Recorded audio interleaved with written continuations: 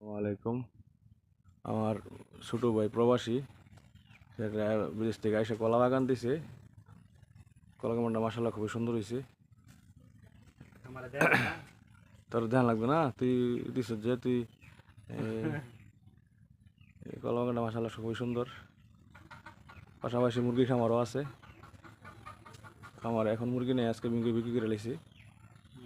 যাই হোক, এই হলো আমার ছোট ভাই নাসির। সে বিদেশ থেকে আইসা আর কি খামারটা দিছে, নতুন উদ্যোক্তা আর কি। তো সবাই তার জন্য দোয়া করবেন যে সাকসেস হতে পারে। এরপরে একটু খামারটা দেখে এলাম। এই যে তার খামারটা আজকে মুরগি বিক্রি করে দিয়েছে আর কি, সম্পূর্ণ উড়াইছিল, চালান উড়াই লিছে আর কি। এই যে বর্তমানে খালি আছে। যাই হোক, নাসির ভাই কিছু কথা বলবে, বলতে তার যে অভিজ্ঞতাটা, মানে প্রথম দিছে তো, তার বর্তমানে কি অভিজ্ঞতাটা একটু বলবে, তার মুখ থেকেই শোনেন। আসসালামু আলাইকুম।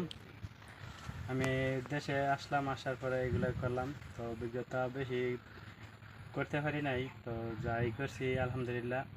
আপনারা দোয়া, আমি চাই আরও কিছু এগিয়ে যেতে। আপনারা দোয়া করবেন যে দেশে কিছু করতে যে পারি। যাক, ওকে ধন্যবাদ আমাদের ছোট ভাই।